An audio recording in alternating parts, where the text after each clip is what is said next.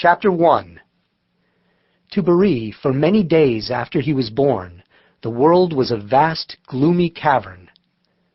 During these first days of his life, his home was in the heart of a great windfall, where Grey Wolf, his blind mother, had found a safe nest for his babyhood, and to which Kazan, her mate, came only now and then, his eyes gleaming like strange balls of greenish fire in the darkness.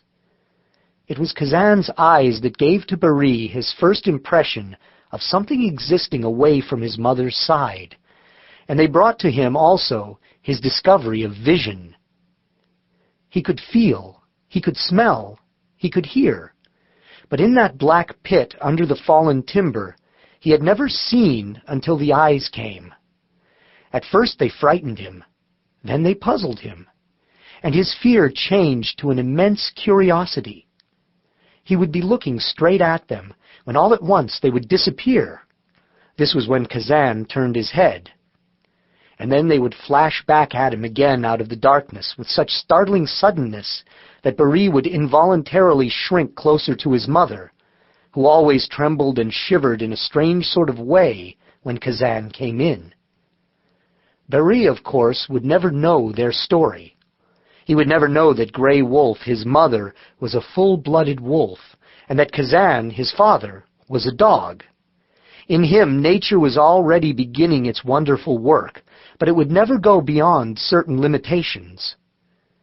It would tell him in time that his beautiful wolf mother was blind, but he would never know of that terrible battle between Grey Wolf and the lynx in which his mother's sight had been destroyed. Nature could tell him nothing of Kazan's merciless vengeance, of the wonderful years of their matehood, of their loyalty, their strange adventures in the great Canadian wilderness. It could make him only a son of Kazan. But at first, and for many days, it was all mother. Even after his eyes had opened wide, and he had found his legs so that he could stumble about a little in the darkness, nothing existed for Baree but his mother. When he was old enough to be playing with sticks and moss out in the sunlight, he still did not know what she looked like. But to him she was big and soft and warm, and she licked his face with her tongue, and talked to him in a gentle, whimpering way that at last made him find his own voice in a faint, squeaky yap.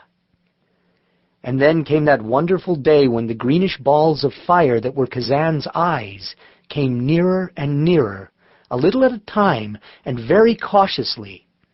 Heretofore Grey Wolf had warned him back.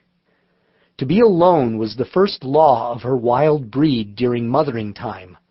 A low snarl from her throat, and Kazan had always stopped. But on this day, the snarl did not come. In Grey Wolf's throat it died away in a low, whimpering sound. A note of loneliness, of gladness, of a great yearning. "It is all right now," she was saying to Kazan, and Kazan, pausing for a moment to make sure, replied with an answering note deep in his throat. Still slowly, as if not quite sure of what he would find, Kazan came to them, and Baree snuggled closer to his mother. He heard Kazan as he dropped down heavily on his belly close to Grey Wolf. He was unafraid and mighty curious, and Kazan too was curious. He sniffed.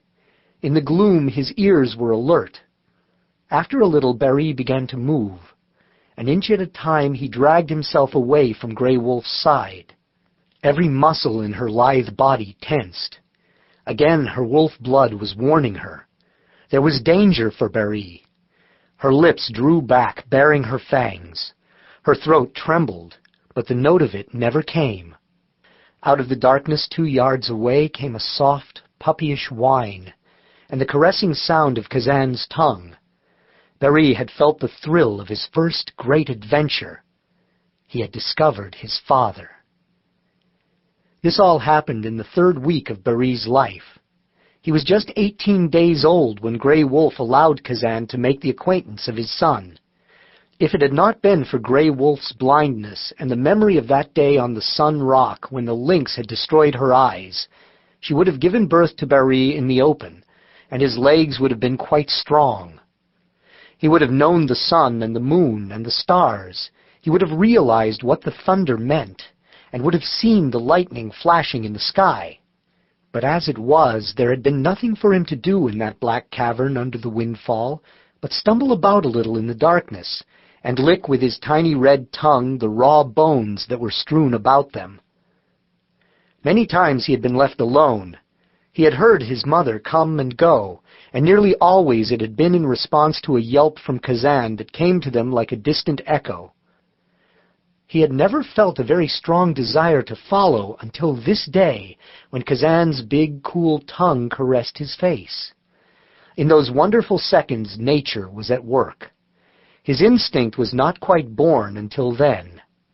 And when Kazan went away, leaving them alone in darkness, Baree whimpered for him to come back, just as he had cried for his mother when now and then she had left him in response to her mate's call. The sun was straight above the forest when, an hour or two after Kazan's visit, Grey Wolf slipped away. Between Baree's nest and the top of the windfall were 40 feet of jammed and broken timber through which not a ray of light could break. This blackness did not frighten him, for he had yet to learn the meaning of light. Day, and not night, was to fill him with his first great terror. So quite fearlessly, with a yelp for his mother to wait for him, he began to follow. If Grey Wolf heard him, she paid no attention to his call, and the sound of the scraping of her claws on the dead timber died swiftly away. This time Baree did not stop at the 8-inch log which had always shut in his world in that particular direction. He clambered to the top of it and rolled over on the other side. Beyond this was vast adventure, and he plunged into it courageously. It took him a long time to make the first 20 yards. Then he came to a log worn smooth by the feet of Grey Wolf and Kazan, and stopping every few feet to send out a whimpering call for his mother, he made his way farther and farther along it. As he went, there grew slowly a curious change in this world of his. He had known nothing but blackness, and now this blackness seemed breaking itself up into strange shapes and shadows. Once he caught the flash of a fiery streak above him, a gleam of sunshine, and it startled him so that he flattened himself down upon the log and did not move for half a minute. Then he went on. An ermine squeaked under him. He heard the swift rustling of a squirrel's feet, and a curious what that was not at all like any sound his mother had ever made. He went off the trail. The log was no longer smooth, and it was leading him upward higher and higher into the tangle of the windfall, and was growing narrower every foot he progressed. He whined. His soft little nose sought vainly for the warm scent of his mother.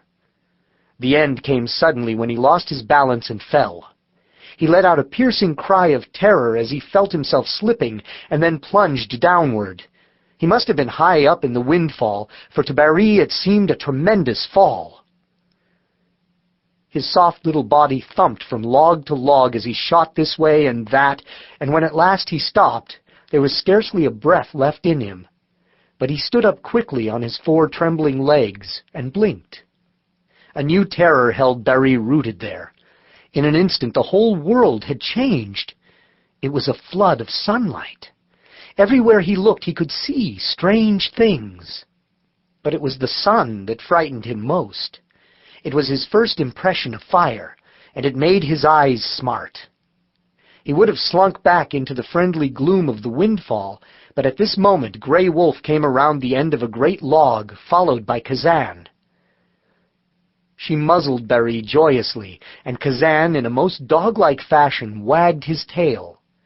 This mark of the dog was to be a part of Baree. Half wolf, he would always wag his tail. He tried to wag it now. Perhaps Kazan saw the effort, for he emitted a muffled yelp of approbation as he sat back on his haunches. Or he might have been saying to Grey Wolf, "Well, we've got the little rascal out of that windfall at last, haven't we?" For Baree, it had been a great day. He had discovered his father,